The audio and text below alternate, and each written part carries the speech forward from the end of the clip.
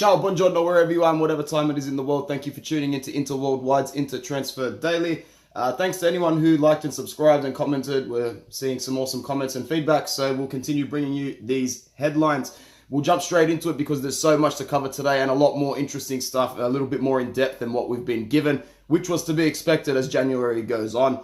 So first of all, we've got some more solidifying headlines to go with the Atletico Madrid contract situation with Diego Godin. The news has been updated by the Sky Sport Italia, and they have reported that the current deal will be a 3-year contract with Inter, which is going to be very similar to what João Miranda had at his time with us.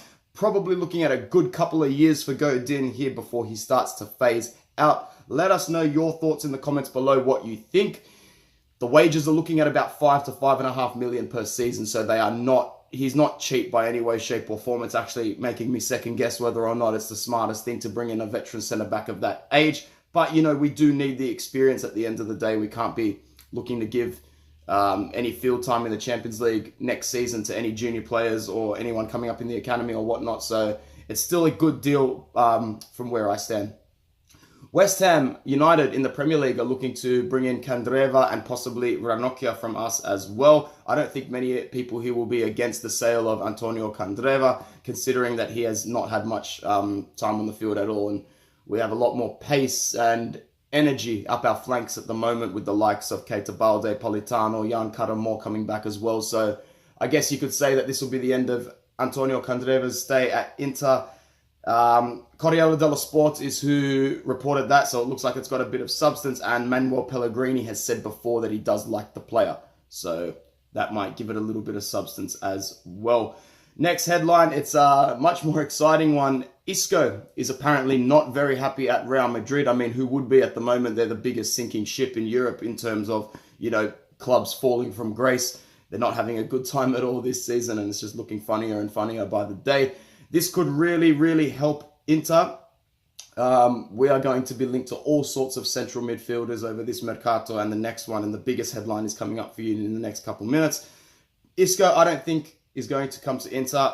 He's got a 700 million release clause. I don't know how serious Real Madrid would take that, but I think it's just all up in the air at the moment, and you're probably more likely to see a Premier League club like Man City, United or Chelsea look to fight for his signature a little bit more fiercely than us.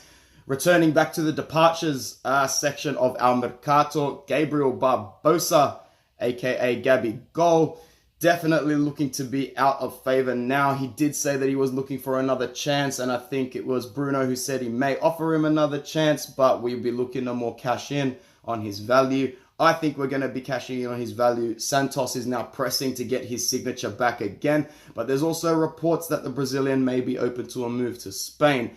However, regardless the way we see it, it doesn't look like Gabigol's going to be staying. There has to be some sort of move on the horizon for him in January. Going back to Miranda, our Brazilian centre-back who looks certain to depart now with the arrival of Diego Godin. Roma CDS are reporting are fully involved looking for his signature. It's a tough one. I really don't want Miranda to go to a direct rival. If he's going to go anywhere, it has to be Brazil for me. So I really don't want to see him go to a direct rival like Roma. I just don't want to see him enjoying his football at another Italian club, really. All right, so that's pretty much it that we'll cover in terms of every position but the central midfield role. If you have looked at our website and if you were following the news yesterday, Ian Robben, currently, 35, 36 years old, linked with a free transfer, been offered by his agents to Inter. Let's hope that does not happen. If you do want that, let us know in the comments, but we don't want Ian Robben taking any field time away from the likes of Caramor next season, that's for sure.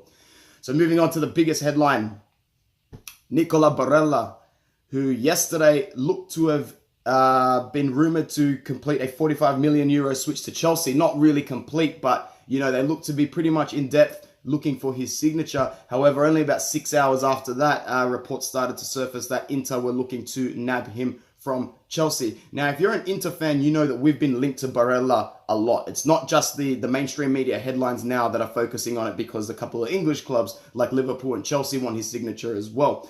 So according to CDS, the Cagliari midfielder has been highly linked to a move to Chelsea, but does want to stay in Italy. And Inter and Steven Zhang are working very, very closely with the situation, with Cagliari possibly looking at an exchange with Bastoni and Gabigol, which would be an awesome deal. Either way, we want Barella. He should be the #1 target. In my opinion, he's the best up-and-coming central midfielder in Italy. And, you know, I think he's the perfect piece to the puzzle.